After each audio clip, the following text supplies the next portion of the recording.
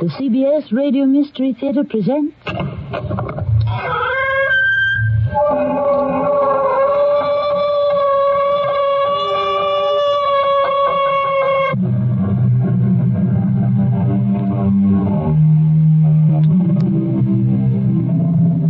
Come in. Welcome. I'm Tammy Grimes. If I may paraphrase the title of a beautiful old ballad, the song is over, but the memory lingers on. Yes.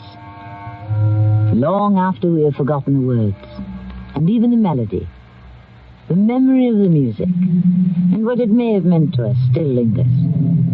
And it stays with us long after the song is over, the day is over, the love affair is over, and especially after the murder is over.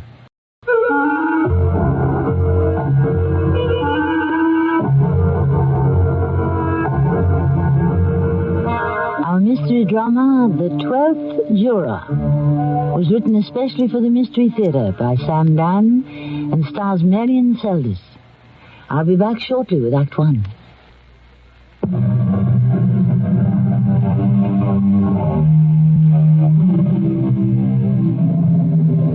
Is it the French who have that saying?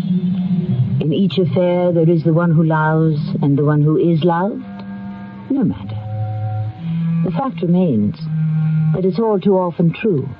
And it's also true that while two people may fall in love with each other at the same time, no such neat and convenient scheduling can govern their falling out of love with each other. I'm sure you'll agree, and I hope it's not from personal experience, that this may cause a great many problems. Edward! Darling, you're late. Yes, I'm sorry. Well, you're just going to stand there in the doorway? Oh, I'm all packed and ready. yes, I see. A drink before we leave? All right. Well, you know where everything is and how to mix mine. Well, Edward? Yes? You don't notice anything? No. Well, look closely. Is this what happens after a while? We look at the loved one, but we really do not see? Or does this mean I am no longer your loved one? Your hair? Oh, Edward, you are absolutely impossible. I found it. Yes? The butterfly. The butterfly. Oh! Yes. You bought it for me and you don't even remember? I do. It was at Lake Rabajo. Oh, you silly. It was at Lake Maris. Yes, it was at Lake Maris. And remember how I scolded you for spending so much money? I thought I'd lost it, and then this morning I was going through some drawers, and there it was, this adorable golden butterfly. See? Yes. I'll never put it away again. I'll wear it always with everything. Well, shall we go? Are we ready? I suppose so. Let's be off. I think I'll have another drink. Oh, is that wise? It's quite a long drive. Oh, well, then I won't have another drink. Oh, don't pout. You know I'm right. Yes, you're always right. What does that mean? Nothing. Oh, you're always so nervous at the beginning of each trip. Well, it's a beautiful place, and it's very much out of the way. We won't run into anyone we know, and she'll never find out. It isn't that. No, then what is it? Your phone is ringing. Oh, let it. Well? Rosalind, there are times when... There are times when what? Rosalind, the phone. I don't care about the phone. Well, a ringing telephone makes me nervous. All right. Hello? Mrs. Wallace? Who is this? Alfred Graham, Mrs. Wallace. What do you want? I have to talk to you. We have nothing to talk about. Mrs. Wallace, I have a wife and children. You also had a wife and children when you stole my money. No, please, give me a chance. Why? Because from now on, I'll be the most trustworthy, the most reliable employee you could ever have. I've learned a terrible lesson. I've been through the fire. I've suffered. In a few years, I'll have found a way to pay you back. I'm sorry. What does the money mean to you, anyhow?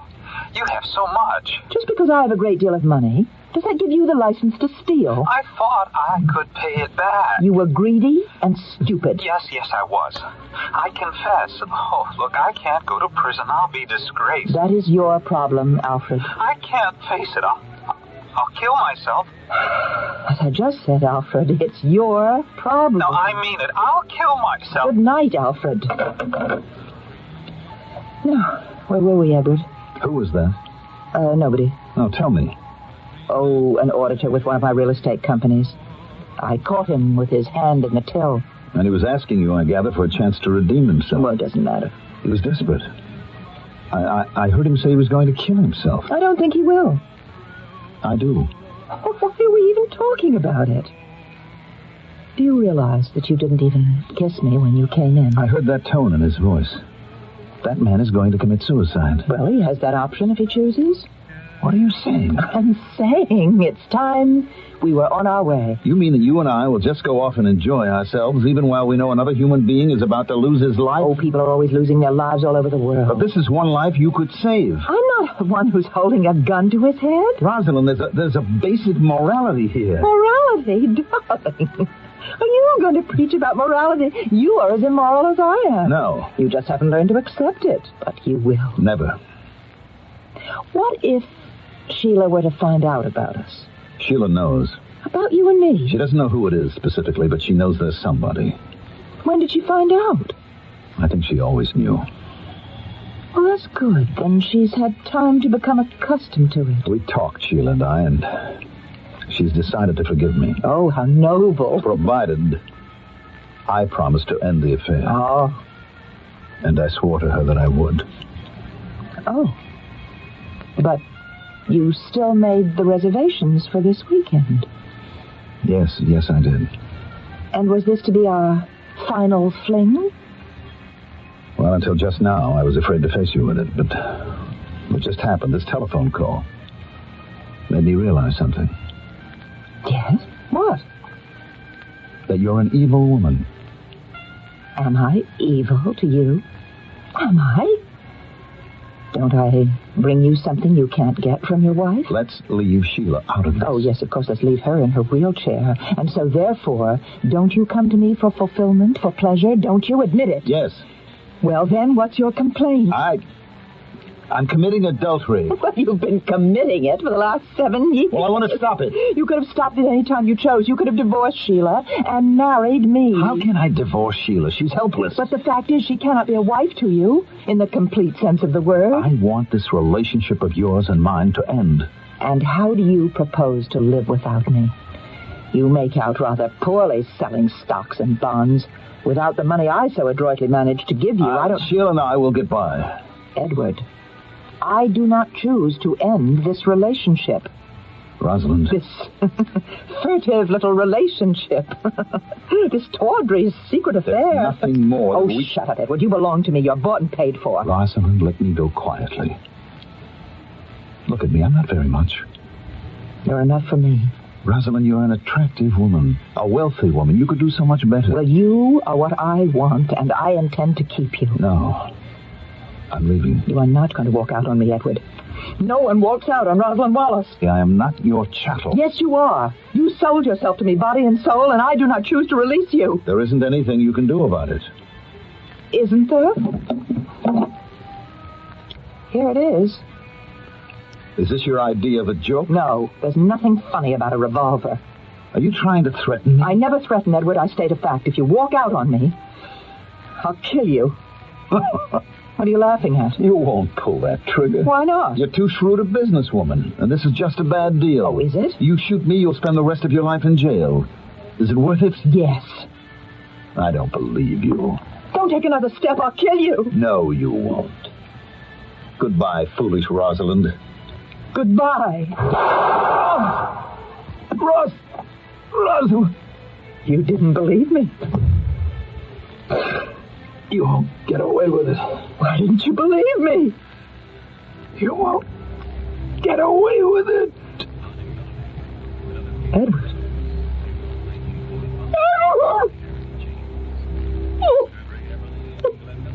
Oh, why didn't you believe me? You knew I always kept my word. Edward. Why don't I feel anything? Sorrow. Remorse. Maybe you're right, Edward. Maybe I am evil, but I can't help that. And you asked for it, Edward.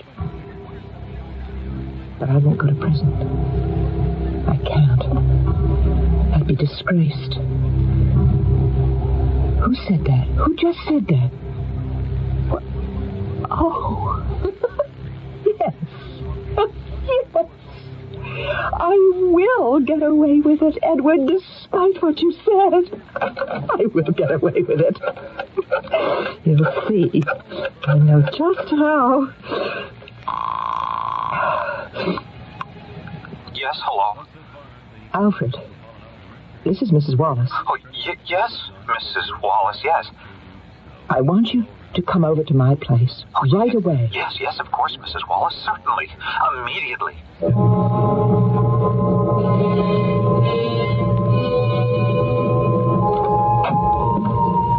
I got here just as fast as I could, Mrs. Wallace. Come inside, Alfred. I even broke the speed limit. Why, what happened? That man lying there on the floor, Oh, that's blood. Is he dead? Yes. Dead? Oh, how? He was shot. Who shot him? You did. Me? Yes, Alfred. You. What? That's impossible. Sit down, Alfred. Sit down? Why? Because I say so. Now, just hold on. Yes? A man's been murdered. Yes, that's obvious. That means we have to call the police. We will, Alfred. We are going to do that very thing. When? Just as soon as you decide to confess. Oh, why? Why should I confess to a murder I didn't commit? Oh, I think I can convince you, Alfred. I know I can convince you. She would have to do some mighty tall convincing to convince me. But then I'm not Alfred Graham. And it must be said that she's quite the convincer, this Mrs. Rosalind Wallace. She also seems to surround herself with rather weak and pliable men. While we know that Alfred is weak, can he be that pliable? As usual, the answer is revealed in the second act shortly.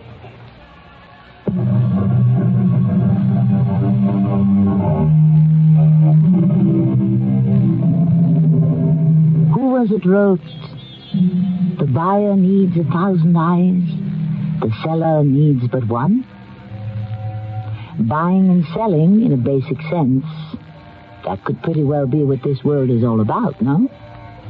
Every day, in a multitude of ways, some large, some small, each of us is presented with an opportunity to make one sort of deal or another, aren't we? Someone is always willing to sell us something or other in exchange for our time, our labor, our love, or our immortal soul. And how can we tell if it's a bargain? Well, the Romans had a phrase for it. Caveat emptor. Let the buyer beware. You want me to confess to a murder I didn't commit? Yes. Well, I beg your pardon, Mrs. Wallace, but are you crazy? No. Well, then how could you even think that I would... Because it would be the sensible thing for you to do.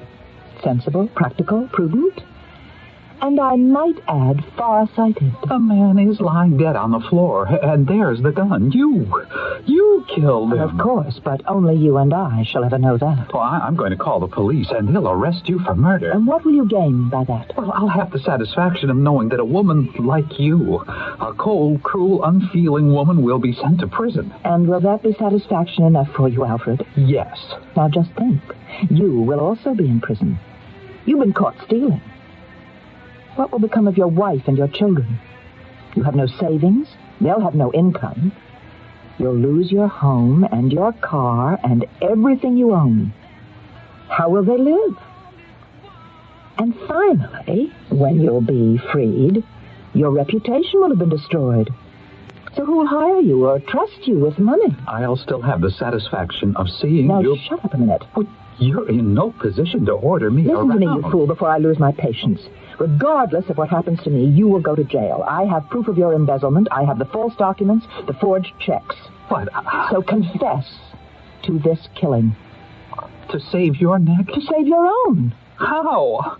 I'll go to jail for murder instead of embezzlement and forgery. Oh, no, thank you. You will be well paid for it. Paid? But my reputation will still be destroyed. Your reputation is gone in any case. We're talking about your wife and your children. Are they worth saving? Well, how I'll do you... save them for you. You? You what? I will, 1, pay off the mortgage on your house. 2, I'll set up a trust fund to send each child through college. And 3, each month I will send your wife a check for 1/2 the salary you've been receiving. Half? 2/3. But Now listen, you're in no position to bargain. Take it or leave it.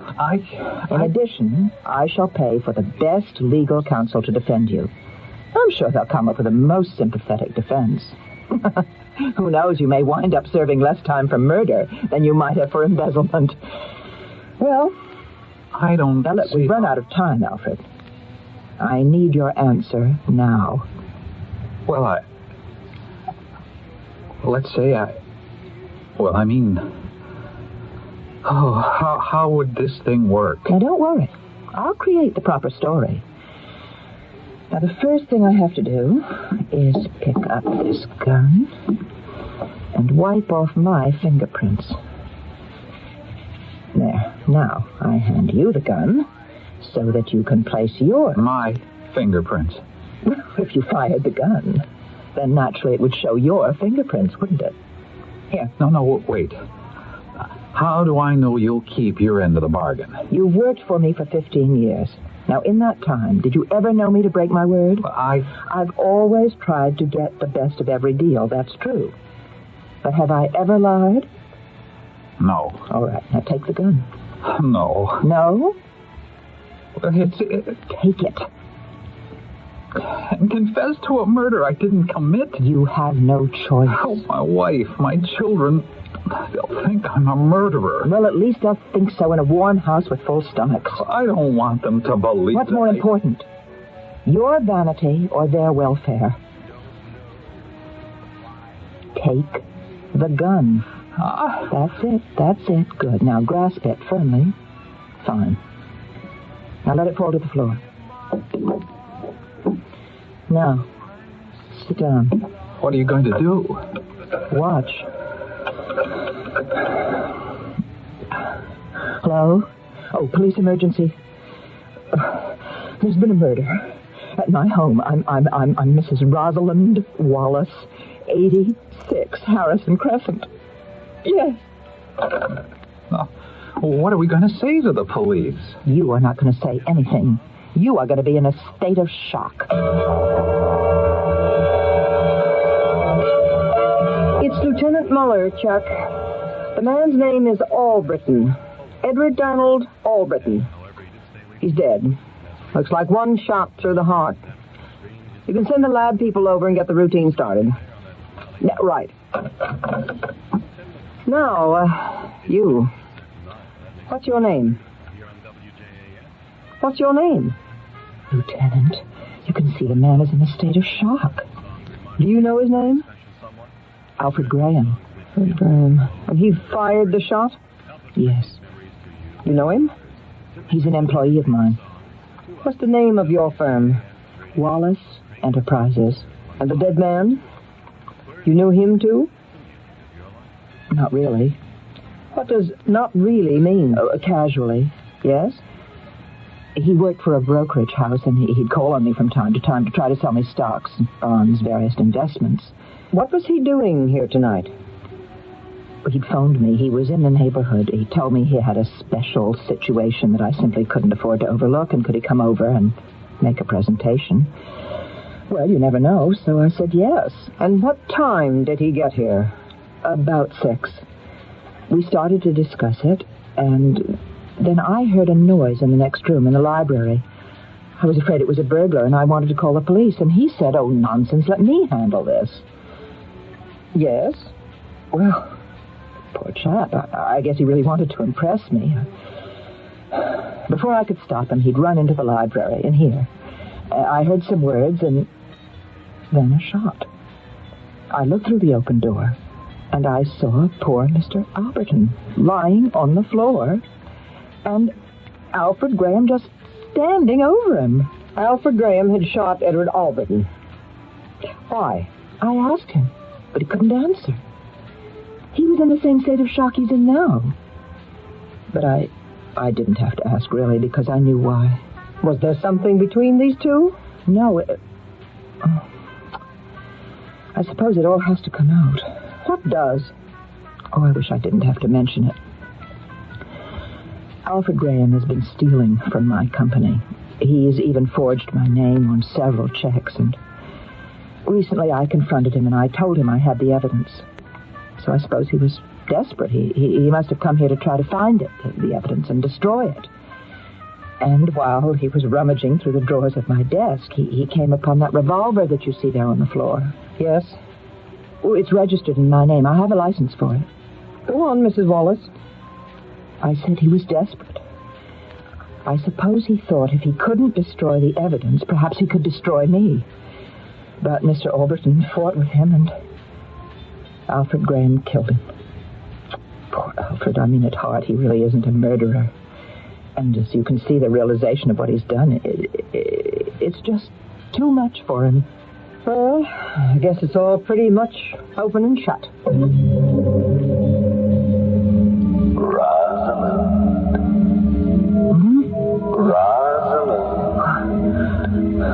Wake up.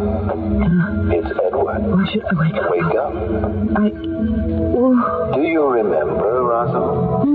We went to that summer theater, and we saw Shakespeare's Macbeth. Please go away. I'm asleep. Don't you hear a voice cry, "Sleep no more"? Rosalind Wallace. Like Macbeth, you have murdered sleep. Who is... Oh, thank goodness. It's just a dream. It's no dream. Edward? Edward? Yes, Edward. Where are you? I am dead. What fool's trick is this? I hear your voice. Of course.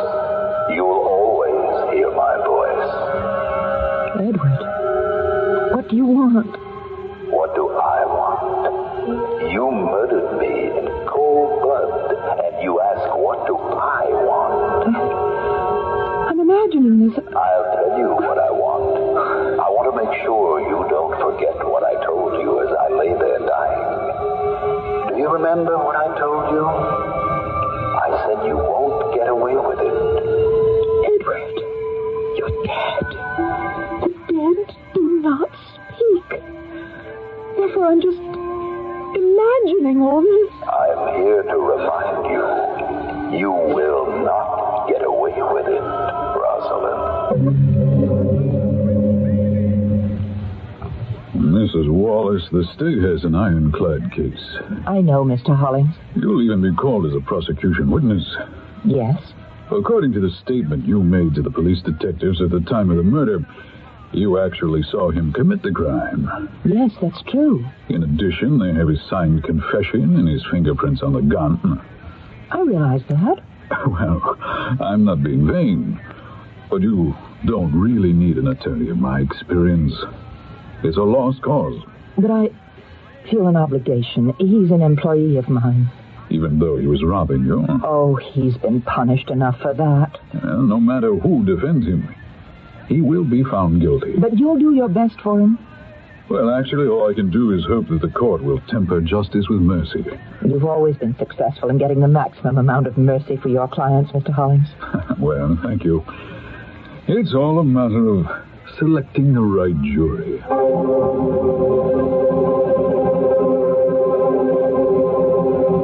You are... Flora Bennett. Miss or Mrs.? I'm a widow. Are you employed, Mrs. Bennett?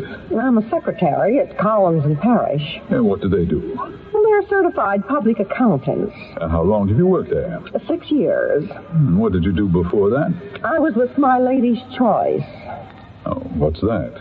A chain of boutiques. Located where? In various resort hotels. And what was your job? I managed one of the stores. Was that a better position than the one you have now? Yes. May I ask why you left? I was fired. Do you know the defendant, Alfred Graham?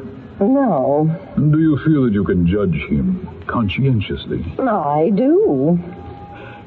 Your Honor, the 12th juror, Mrs. Sarah Jean Bennett, is acceptable to the defense.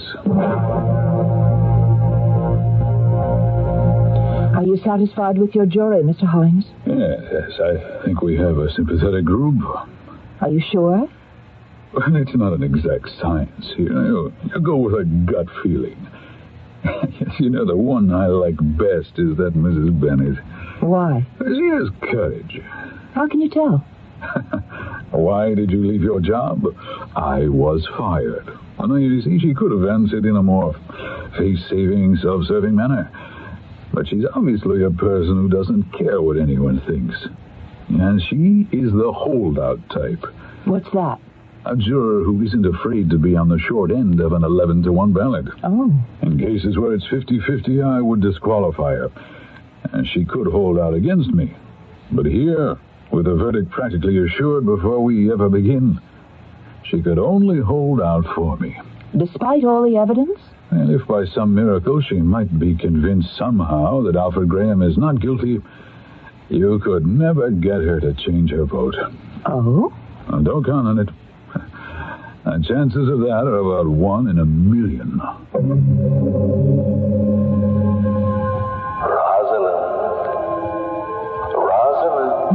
What? Oh, Rosalind? Oh, go away. Please let me sleep. But you're not asleep, Rosalind. Oh, please let me sleep. You'll never sleep again for the rest of your life. Edward. Sarah Jean Bennett. Sarah Jean Bennett. What is happening to me? I'm hearing things. Sarah Jean Bennett. Juror number 12. Oh, but what? What about Sarah Jean Bennett? Think, Rosalind. Think.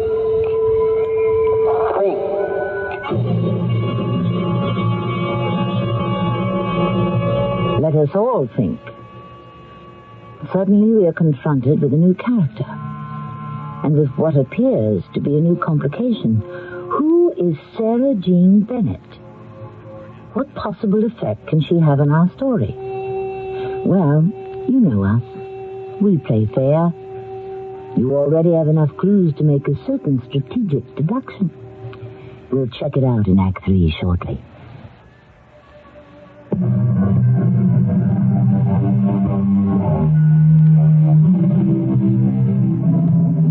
All guilt, said Goethe, is punished upon this earth.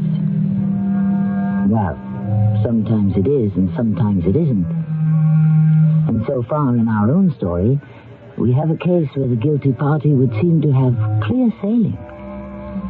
It's true that the dead man, the one she killed, keeps telling her that she won't get away with it. But we know there's nothing supernatural involved here.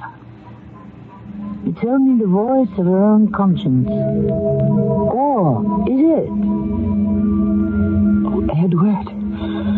What about Sarah Jean Bennett? The name means nothing to you? No. You never heard it before? Never. Are you sure, Rosalind? Oh, I have to stop this. Stop what? This is insane, talking to myself. You're not talking to yourself. You're talking to me, Edward. You are dead. Of course I'm dead. I simply must pull myself together. Didn't I tell you you wouldn't get away with it? Shut up. Sarah Jean Bennett will give me justice. Who is Sarah Jean Bennett? Juror number 12. Sarah Jean Bennett, juror number 12. The holdout juror. Oh, what are you talking about, Edward? Edward?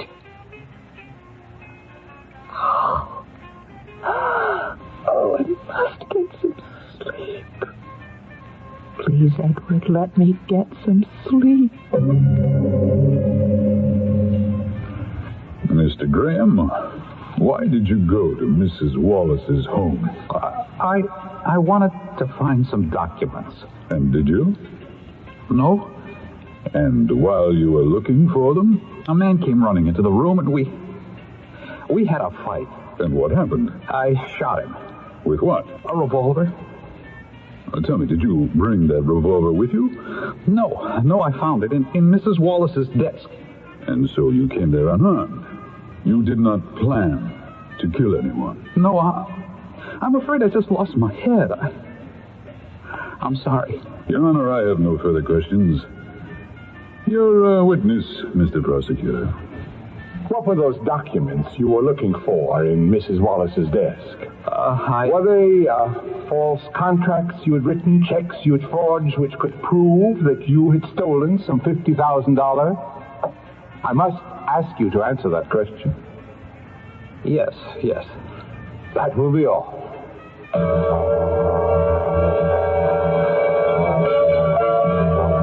How do you feel this morning, Mrs. Wallace? I'm all right. You look tired. Well, I'm having trouble falling asleep. A murder trial can do that to you. I should know.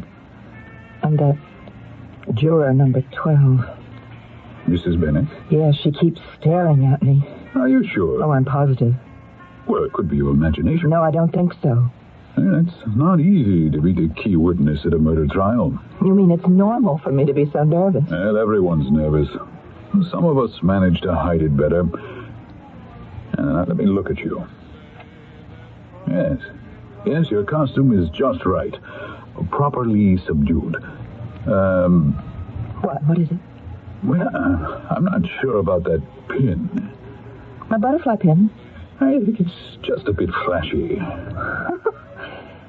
That's just what I said to him when he bought it.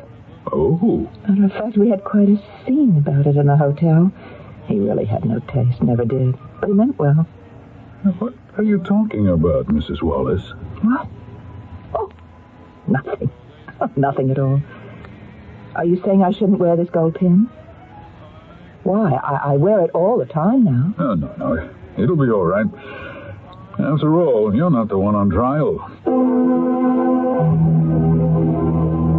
Mrs. Wallace, you told the police officers at the scene and testified here that the deceased, Mr. Albritton, came to your house to sell you some securities. Yes.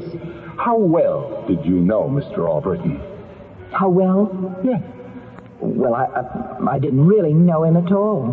Are you saying that was the first time you had met him? Oh, he may have called on me at the office once or twice. But the relationship you had with him, it was purely a business one. Yes. You knew nothing else about him? No, not really. And you were discussing an investment with him when you heard noises in the other room? Yes. Mr. Albritton went inside to investigate. There was a scuffle. The defendant shot and killed Mr. Albritton. Yes. Your Honor, I have no further questions. Rosalind? Listening to Bach, are you? Yes. He would be your favorite composer. He's so mathematically precise. Edward? Yes, it's Edward. What do you want? Your plan was so simple, so logical, but it isn't going to work. They'll find him innocent, and you'll face the murder charge. Oh, never. It's all over. It hasn't even begun. Juror number 12 will attend to that. Mrs. Sarah Jean Bennett. You've seen her before. I don't remember. And she's seen you before. She's also trying to remember.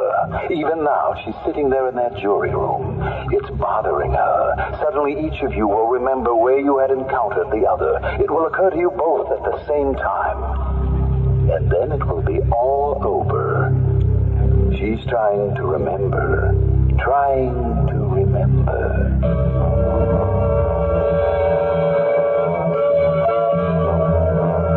I've got all the votes from the jurors. Shouldn't take any time at all. Guilty.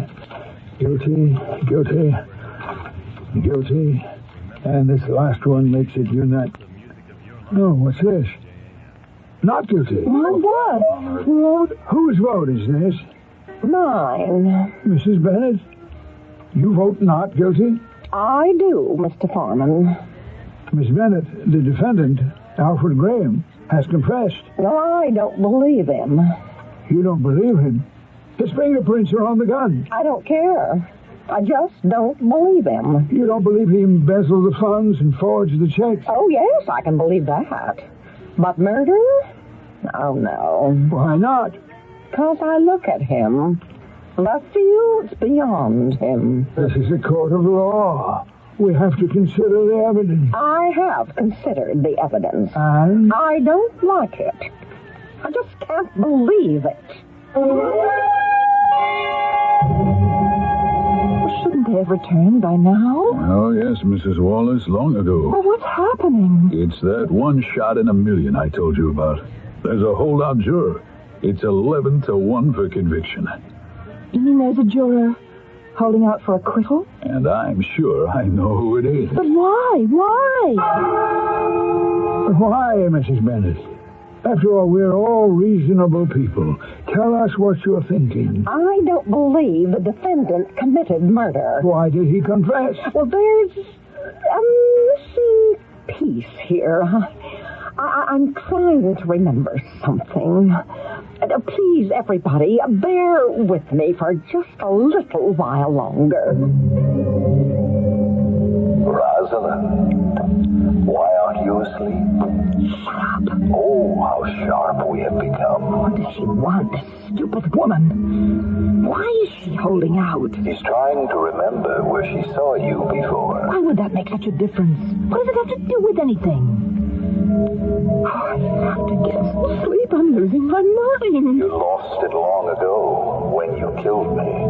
Alfred Graham killed you. No, the jury will acquit him. How? The evidence. Mrs. Bennett will have caught you in a lie. A lie? And then the whole thing unravels.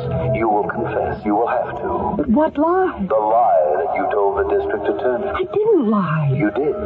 When he asked you how well you knew me, you answered, I didn't really know him at all.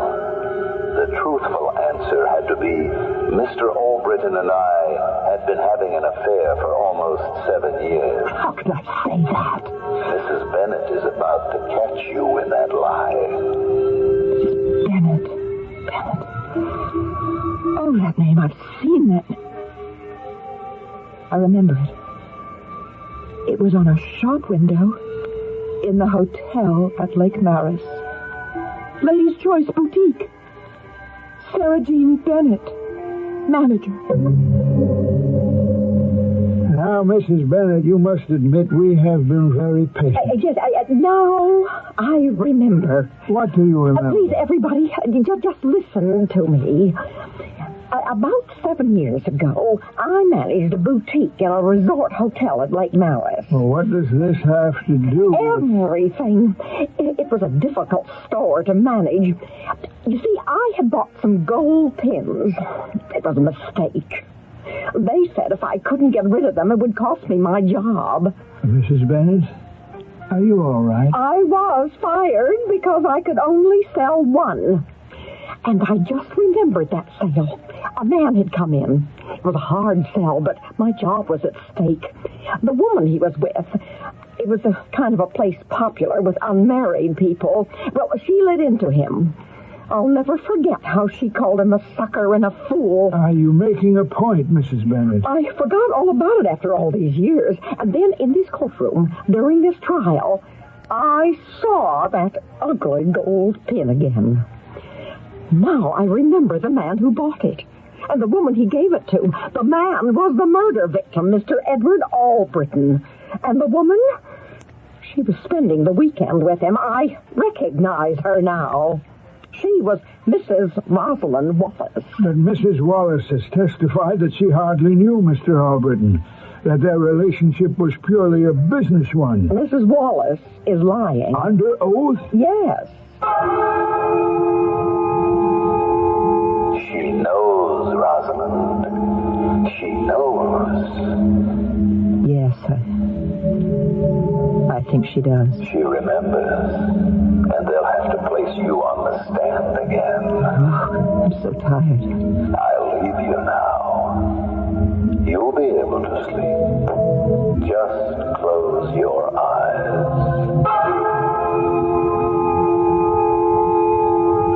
Mrs. Wallace? Mrs. Wallace? Wake up, What is it? I rang and rang your bell. There was no answer. But the door was open, so I walked in. Oh, you're the police lieutenant. I was asleep. It was so good. It was so refreshing. Yes, I have instructions to bring you back to the courtroom. Oh, I see that gold butterfly is on your coat. I must confiscate it. I know. I understand. I knew you'd be here. You did? How? It's all finished for me, isn't it? I mean, once they check at places like Lake Maris, they'll prove I was there with Edward. The silly pin. Without it, she'd have never even thought about me. You'd better pack a bag. You see, I knew that Edward was trying to leave me, and I thought by wearing the butterfly pin I would awaken certain memories. Well, I did, but I awakened them in the wrong person. But it's all right. Oh, it's all right. At least now I'll be able to sleep.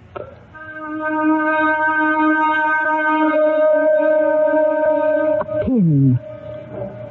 A sort of ugly gold pin. A store manager's mistake some 7 years before. Traps a murderer a long time later. Yes, even Shakespeare had something to say about fatal pins. Death comes at the last, and with a little pin bores through the castle wall, and soon the king is dead. Meanwhile, I hope that you shall stay pinned to our radio till I return shortly.